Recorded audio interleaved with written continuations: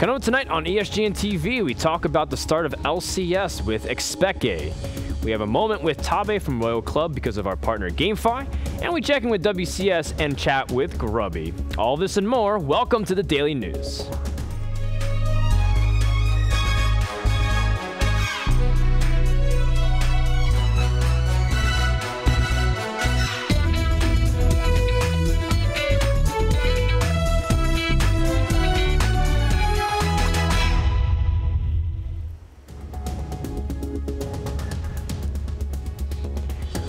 And hello from Studio 1 in Babelsberg. Dan Cho reporting in for another day of exciting news in the esports industry.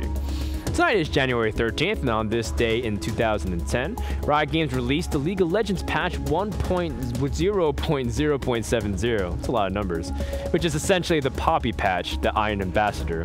And in 2000, Microsoft chairman Bill Gates steps down as chief executive and promotes company president Steve Ballmer. So, we've had a lot of hot qualifier action coming off in the weekend in esports. In the League of Legends round, the biggest by far was the fight for the 8th spot in the European LCS Spring Split. With the announcement that Lemon Dogs forfeited their LCS spot due to their inability to file player documentation by the deadline, Riot asked the 3 teams who lost their promotional series, Ninjas in Pajamas, Meet Your Makers, and Super Hot Crew, to play in a tiebreaker.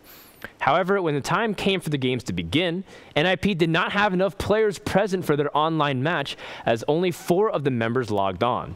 Zoro, NIP's top laner, did not patch through the client in time, and NIP was thus disqualified from their matches, leaving MYM and SHC to play a best of 3 to decide who gets the spot.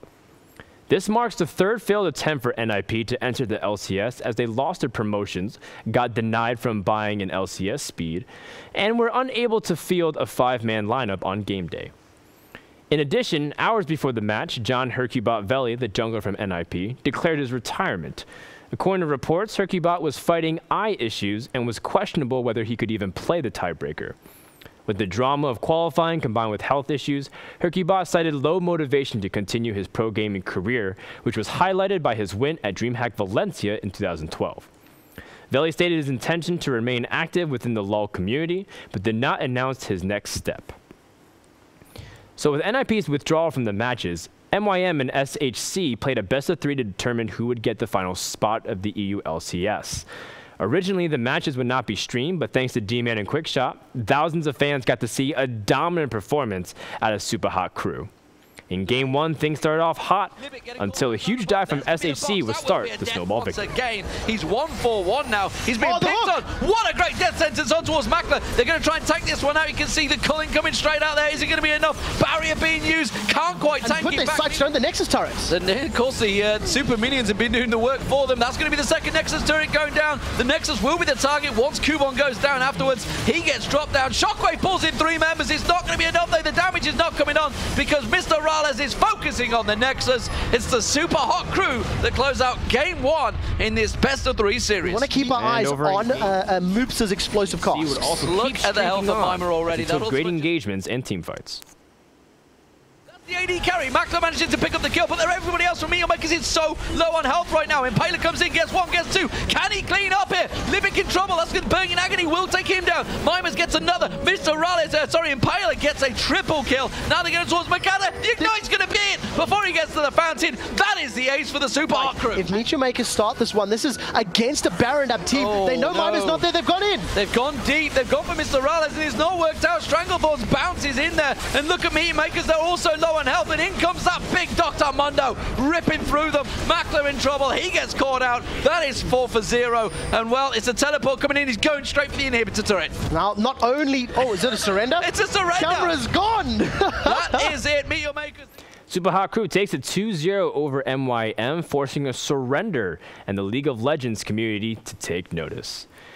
And with that victory, Super Hot Crew punches their ticket to the EU LCS, which begins tomorrow with a kickoff game between Gambit and Fnatic, followed by Copenhagen Wolves against Alliance, and then SHC debuts versus Rocket, formerly known as KMT. The second clash of titans of the night, Fnatic versus Alliance. So don't miss it. The action all begins tomorrow at 7 p.m. CET at twitch.tv/RiotGames. Now, Fnatic has 2 extremely tough sets tomorrow, and I was fortunate enough to catch up with xPeke before his Week 1 matches to gather his thoughts on the past year and his matches. Hey everybody, I'm joined by Fnatic xPeke. Enrique, thanks for joining me. Thank you for inviting me to come. Well, absolute pleasure. So I want to talk a little bit about your 2013. It's been a pretty good year for you. What were some of your favorite moments for you personally? Well, it was mostly a good year in general. We had better times, sometimes that we were not doing that good, but overall it was great. When it mattered, like all the playoffs of the spring split and the summer split, we did super good. At Worlds we did amazingly well at first. Like I didn't expect to play that good when we were there, and we were playing so good that I don't know. I was really happy with our performance during all the year, pretty much. That you guys are probably the best Western team in the entire world. What do you think were some of the keys to success of why Fnatic was so good in 2013? I think we were practicing a lot, and we went through changes. At first, in the first split, the teams were not so strong. There were only 1 or 2 teams that were strong, so we were able to stay on the top by playing and not doing that much. But then in the second split, we were not doing that well at first, but we still practiced a lot. And I think when we changed AD carry, we took Busu and Yellowstar to support. We just wanted to prove to people that it was not a bad decision, and we practiced a lot. We tried to find a way to play with what we had. Like, we kind of made our own play style, and it worked out pretty well. I don't know, I think it was just practice and the desire to do good at Worlds and qualify for it. Mostly qualifying for it was what we wanted. So I think that's what made us improve a lot.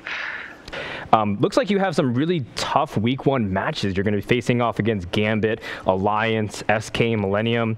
What's your thought on some of these teams? A lot of them have new players. Yeah, well, most of them, all of them have new players from the summer split or last season, at least one. Even Gambit has Sedwar, even if he was in the team before. But yeah, I think probably the hardest from those will be Alliance. Alliance is really strong. I'm not sure how they are gonna be there, but they look really strong. They are probably gonna be with Gambit. Those 2 teams are gonna be the ones that we have to look out for more. I'm really excited to see your first match January 14th against Gambit Gaming. Thank you so much for joining us, xPeke. Do you have any last words and comments before we let you go? Yeah, thank you for inviting me. Hope a lot of people watch this and enjoy it. And thank you to all the sponsors. Steel Series, ASO, DX Racer, Twitch.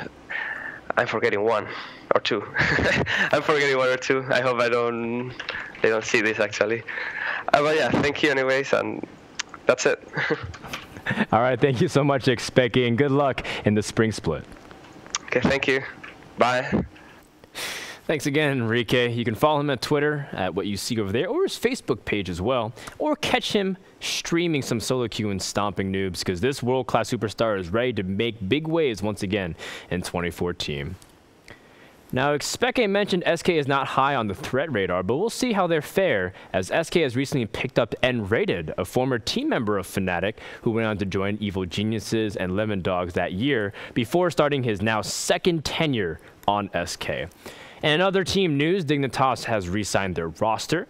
TSM announced that they no longer are sponsored by Qualcomm. And as mentioned previously, KMT is now officially known as Roccat. Congratulations to the Polish team and good luck in the EU split. And don't worry, NA fans, we'll do a proper preview on Thursday as well in preparation for Friday when the NA LCS Spring Split launches. But now it's great to hear about Europe and what's going on over there in North America, the 2 biggest regions where it comes to Western esports. But one massive player that's also in action RTS genre in general is Latin America, a region not often mentioned in the East versus West clashes. Riot yesterday proudly announced that they will be getting their own local tournament called the Latin America Cup. No details have been listed just yet, but this is indeed a great step in the direction for globalization of the industry. Now, we're almost done with League of Legends section, but before we do, tonight we have a special sit-down provided by our partner Gamefy with Season 3 World Runner-Up and Annie Specialist Tabe. So let's get to know him a little bit better.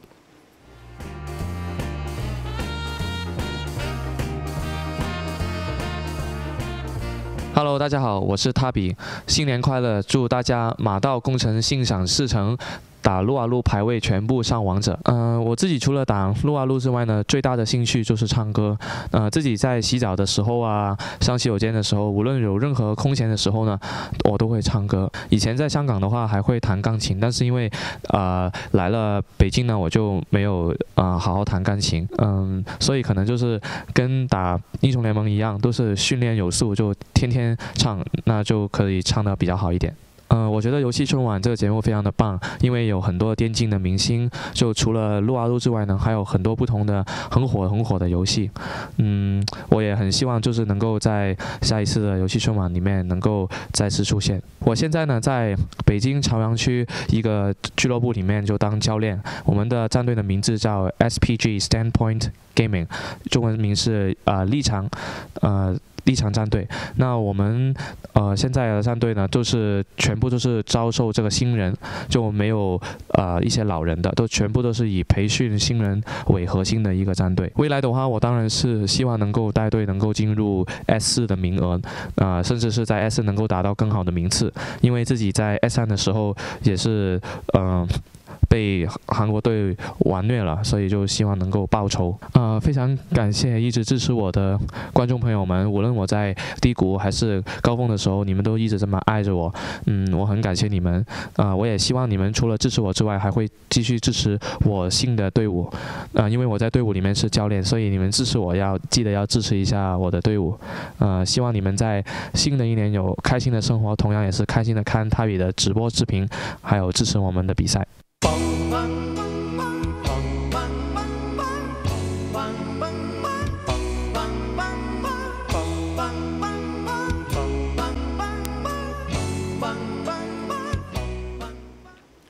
Thanks to Gamefy for that moment with Tabe. Gamefy has their G League League of Legends finals coming up between two underdog teams, World Elite Academy versus Young Glory.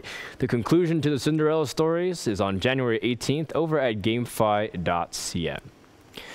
Now that's the lowdown on what's going on in League of Legends. When we come back, we talk about StarCraft 2 with Todd's new tournament, and Grubby stops by to chat about WCS and patch 2.1. Plus, later we check in with Susie about the WSL. Don't go anywhere. Daily News will be right back.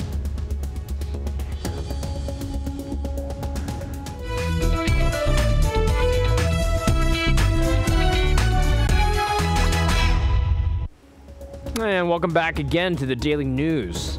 As Riot prepares their Season 4 chapter of the LCS, StarCraft fans are busy with the hype of the third year of WCS. Last week, we talked about how Blizzard plans on the pacing of the circuit this year over a longer period of time with more inclusiveness to the global point system in order to incorporate non-WCS events. However, it's often hard for new, smaller tournaments to get their feet wet in StarCraft 2 without a big brand tied to it, such as Day9's After Hours Gaming League or Take TV's Acer Team Story Cup. And it's certainly not common to see a pro gamer step up to put on an event. Yesterday, Johan Merlo, aka Todd, who plays for XMG Gaming, announced that the Wearer.com Invitational will have 16 player lists with some of the most respected players around the world, including Tasia, Innovation, Jaedong, MC, MMA, and more. I had the opportunity to chat with Todd earlier today to get his thoughts on the tournament and why you should be watching it. Hey everybody, I'm joined by Johan Todd Merlo. Thank you so much for joining me, Johan. Hey, hello. My pleasure. Yeah, so I want to talk to you a little bit about the invitational that you announced just yesterday, the Wear.com one for $6,000. Can you talk to me about how this tournament even came to being? I made a friend who has websites, and he's a big StarCraft fan. He plays a lot, not at very high level, but he follows the scene a lot. And one day we came to talk about tournaments, and he said, why not make one myself, which I will sponsor? Then I offered to organize it because I had a little bit of experience with this, not too much. And slowly but surely things fell into place, and here I am announcing a tournament with very good players now, so I'm pretty happy. And it was just kind of random the way everything happened, and yeah. I am 100% confident you will have great games. You have players like Tasia, Life, Innovation, Jaedong, Hero, MC, and many more. But you also have some other foreigners thrown in there, like Daishi and TLO. Talk to me about the invite process of why you chose some of the players. The original list that I had in mind is a little bit different than the players we have now. Obviously, all the biggest names on that list, they were on the original main list, but I had some players like Deer, SOS that declined. A lot of Pro League players, they couldn't commit to this. I think the only player that we have in this tournament that also plays in Pro League is Hero, because he's still an independent player. And other than that, because there was so many people declining, I had to look towards other people. For example, the two foreigners, the only two foreigners that I had in mind in the start, when I started planning this, were Scarlet and Naniwa. Both of them declined. In Naniwa's case, he didn't even answer.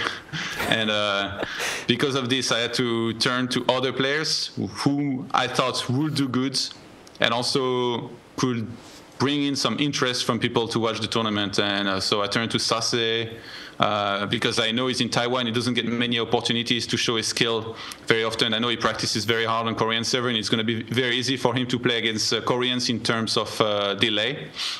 TLO, he's a fan favorite. He's been doing very well. And I studied very thoroughly who to let play in the foreign scene that would have good chances. And I thought TLO was one of these guys. hyrq as well. I talked to both of them actually before inviting them. I made sure they were in shape and they were motivated to play this, and they were. Daishi, he's been doing very well, and it was very important for the sponsor, who's a French guy actually, to have one French player in there. He actually asked me to play. I was like, no way. So I thought Daishi would be a good alternative, and yeah. It was stated yesterday, Adam Apicella from MLG was saying that you guys would directly conflict with their tournament, but it seems like you guys have worked something out. Have you guys come to an agreement on how you guys will work together in cooperation with tournaments? Yeah, we've talked a lot yesterday, actually. I changed the schedule only consulting myself and the sponsor without even consulting the casters from the various streams, or Nathanias, my co-caster on the main stream in English. So it was a very delicate situation, but I feel like it had to be done. The first thing that happened when I announced is that everybody realized that it was going to be the same dates as MLG, but we still had a few hours apart. So there was still a chance we could finish before them, but it was very unlikely that we were about to finish well on time before they start their tournament. And we didn't want to clash at all, because we want people to be able to watch both tournaments comfortably. So I talked a lot with them, and I pushed back the hours of my tournament a bunch, and they pushed forward theirs. So it's going to give us more time to be able to finish before we can basically let the viewers go over to their stream if they choose to watch both tournaments. And I guess we talked about things that we could do together, sort of a crossover. Like, we are definitely going to be talking about their tournaments before ours close the show. And they're going to be talking about ours when they start their show every time. And we also might do something like show matches between either the casters of our tournaments and theirs, or the players, or maybe even both. And just some fun events. It was very important for both of us to not conflict, to work together, and I think we did a pretty good job at that. So everything should go well. All right, well, I'm really anticipating it. It should start still on the 23rd, is that correct? Yes. All right, cool. So definitely check out everything that's going on with the Wearer.com Invitational starting on the 23rd of January. Thanks again, Todd, for joining me. If you want to follow Todd on Twitter, it's @XMGTodd. You can get updates as well as check in on his personal life and do a great 2014. Thanks again, Johan. Thanks. All right, the tournament begins, like we said, on the 23rd until the 26th, but it will take place at the same time as MLG's Game On event that begins a week earlier than that. Perhaps there'll be some cooperation for fun show matches with bonuses to the winners. We'll find out. For more details, head on over to teamliquid.net and search for the Wearer Invitational. Now, moving on to recent tournament results, the qualifiers for each region's WCS promotional leagues have almost finished. Let's start here in Europe first. Over the weekend, there were 2 WCS EU qualifiers, the third region-locked one, and the wild card where anyone can enter. The third qualifier saw a mix of notable players like Moro and Hero Marine, as well as lesser-known like Mekar and SLH. Fan favorites such as the Maga and Thorzing were knocked out early by Europe's rising talent. Now, however, on Sunday, there were even more upsets. None of the Korean players who entered did not make it through in the last qualifier. Yoda and First, the IEM Season 7 finalists, didn't make it. DreamHack semi-finalist Patience eliminated by the round of 64. MVP Tails taken out by Sokka in the round of 32. Instead, the final 6 spots were earned by Dystar, Snoot, Hope, A-Bomb, Stockyman, and Verdi. A great showing from the established veterans and players eagerly waiting their chance to prove their skills on the global stage. Now, heading over to WCS America, they also had their third qualifier where hometown heroes QXC, Cats, and Illusion passed through the brackets. But the fourth player, Astrea, a member of Root's academy team called Seed, also qualified. Astrea was shortly promoted to the main team thereafter for his success. Also happening under WCS America banner, the C qualifiers finished with Australia's Pig going in first place, the Korean player King Kong, and Filipino new mystery man Ender, who grabbed the third challenger seed. And while we're talking about stuff happening over Asia, like we all mentioned last week, January 15th will be the triumphant return of GSL Code A in Korea. With Group A beginning with BlizzCon champion SOS up against Shine, Classic, and Gumiho, Code A is stacked like never before. Life, Innovation, Flash, Sora, Squirrel, Lenok, all of these guys are killers and will put it on the line to move up to the coveted Code S, where prize money has increased substantially in 2014. The madness begins at 1800 KST at gamexp.com. ESL also held their own qualifiers for the upcoming Cologne event in February. Hero Marine, Polt, and QXC, 3 Terrans, secured spots for the German event. Man, we knew Polt could rip, but QXC and Hero Marine have been tearing it up lately. The Asian qualifier has yet to happen where 2 more spots will be decided, but the attending players at IEM Cologne will compete for $25,000, $10,000 to the winner. For more information, head over to intelextrememasters.com. Before Terran players like Hero Marine were sitting atop the European Terran rankings, it was Mouse Sports' Lucifron who was far and away considered the best Terran in Europe back in Wings of Liberty. Lucifron has had an interesting career in StarCraft 2, starting off as a quiet part-time player in 2010 with no real results until his breakout tournament win at the Gathering 2012. Ever since, Lucy has been noted as one of the best Western players while running into his brother Vortex repeatedly. However, coming into 2013 in Heart of the Swarm, despite committing full time, Lucifron did not produce the same kind of results. This past weekend, it was reported that he is taking an indefinite break from StarCraft to focus back on his studies. According to his manager, his spot will be guaranteed should he want to return. It was also better news for Korean player Sleep, who leaves Incredible Miracle to join KT Rolster.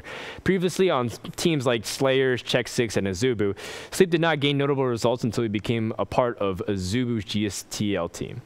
Now Sleep joins KT Rolster to improve their lineup. Good luck, man. So patch 2.1, along with WCS, SC2 fans are eagerly anticipating because it includes an overhaul to the clan system, more ladder system incentives for leveling up, changes to the league system, and a few tweaks to balance numbers of Roach Burrow movement, Terran mech, and the Mothership Core overcharge. Now, it's a lot to handle, I know, but I recently had an opportunity to sit down and chat with Grubby, who recently qualified for WCS Europe, and get his thoughts on the balance patch changes as well. Take a look. Hey everybody, I'm joined by Grubby, who had an amazing run for his WCS Challenger qualifier. Manuel, thanks for joining me. Hey, thanks for having me, Froden. What's up? I'm doing good. Thank you for taking time out of your busy schedule to join us. My first question is, you had a pretty tough bracket and a long process to qualify. Talk to us about your day. Well, this qualifier was pretty important to me because I dropped out of Premier and Challenger last year. Last year there was 3 Premier Leagues, and then in 2012 there was a WCS. I had always been in the highest division in Premier League, so I would have been very disappointed if I didn't make it. You had former GSL champion Jokji in the finals against you, but you managed to beat him in the series. What was it like facing up against him? That has to be a great confidence boost, no? Yeah, on the one hand, yes, confidence boost, but on the other hand, I felt his strength because I had just kept playing the stuff that I was practicing. For example, there was one rush that I was doing where I made a zealot and a stalker. I would run across the map and I would cause all kinds of havoc in the Terran base. Now, that was met with varying degrees of success. Sometimes it went a little poorly, and sometimes it went really well. But against Jakti, he just shut it down. And the things that I previously thought could potentially work, like hiding behind a smoke screen against the Reaper, he just came and killed it like that, just microing. And I checked the replay, and he was still doing everything right at home. And when you meet that kind of skill disparity suddenly, it's very disheartening because the practice you didn't quite connect. But because he is here in Europe, I get to practice against GSL champion style level play more. That is something that can really help me further. So I was pretty scared. Confidence boost after a fashion, yes, but I still think he's the favorite if we meet again. Grubby, one of my last questions is I want to talk a little bit about 2.1. Do you have any thoughts on 2.1? So I believe 2.1 is bringing a remodeling of the league structure once again, so that people can feel more motivated to play. I think that's always a great thing. And then all the additions that are being made to custom maps, where you can take something like Game Hard Lite, right? You can take that kind of mod and insert it into any map, rather than having to make unique maps for every new map that is being created. Awesome. And a final follow-up question to that is, do you have any comments on the changes that might potentially come, whether it's to the Mothership Core or to mech play? I think we're just going to see bio being buffed every time they buff mech. For example, they buff mech ground attack and mech air attack. Okay, now a bio player like 4GG can use Hellbats and Vikings with attack upgrade. And I think it's going to have a much stronger effect there than on the combination of Banshees and Hellions, which are both mech. So I think we have to be careful with nostalgia there and always understand the ramifications of mech buffs to bio. Because if people want to keep playing bio, I mean, yes, we play for the fans, but we also play to win. So if they want to keep playing bio to have a better chance, they're going to do that. And then the Mothership Core, well, obviously, I would like to not see it get nerfed, the Photon Overcharge. I think if we look back at Wings of Liberty, where there was no Photon Overcharge, it was really not very fun to play Protoss defensively, because you just had to make a lot of very low-tech units just to defend, and then you could sometimes still die. Well, that's some great insight into the look of a pro. Thank you so much for joining me, Grubby. Do you have any last message and comments before we let you go? Yeah, well, thanks for this interview, ESGN TV. I really enjoyed the Hearthstone tournament that you guys broadcasted. I watched episode 1, and I'm looking to watch episode 2 soon. It was fun. Also, thanks to BenQ for supporting me. They supporting me through 2013 and 12, as well as 2014. So thanks very much. Well, thank you again, Grubby. Follow Grubby on all of his social media sites, facebook.com/followgrubby, twitter.com/followgrubby, and even twitch.tv/followgrubby. Thanks again, Manuel, for stopping by. Thank you, Frodo, and see you, man. Good luck to Grubby in WCS Europe, which is slotted to begin 21st of January. Here's some links, but I think you guys get the idea based off the pattern that you see on the graphic. All right, and with that, let's take a break and wrap up the day with some quick stops with Susie Kim and look around the community. Stay where you are. The Daily News returns right after this.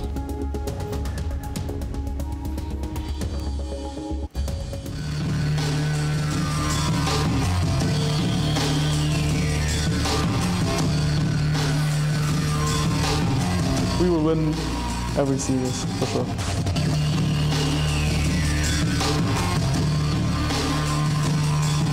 Be prepared to see Hearthstone like you've never seen it before.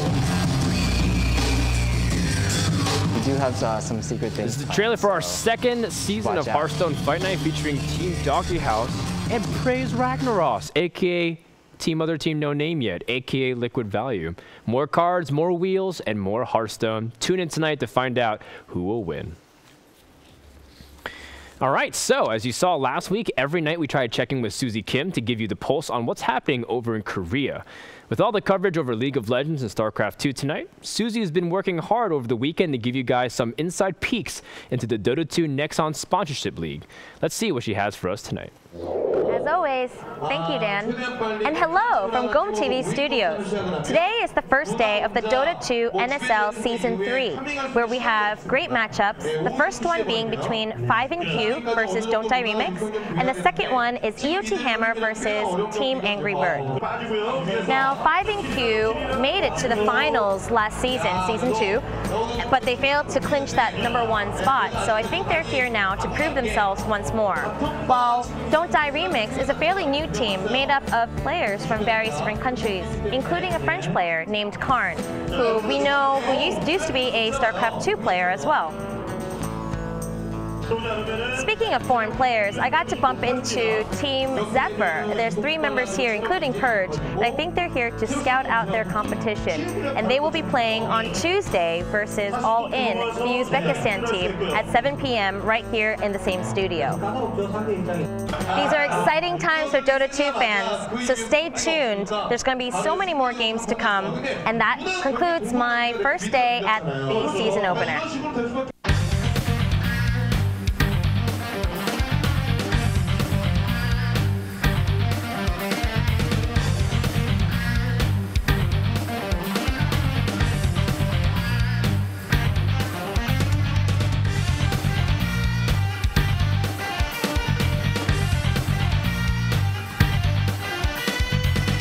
I'm standing here with a member of the 5&Q team. This is QO. Hello? Yep, hello guys. I'm from QO and I'm playing like mid and carry. I know there's a change in your roster from Season 2.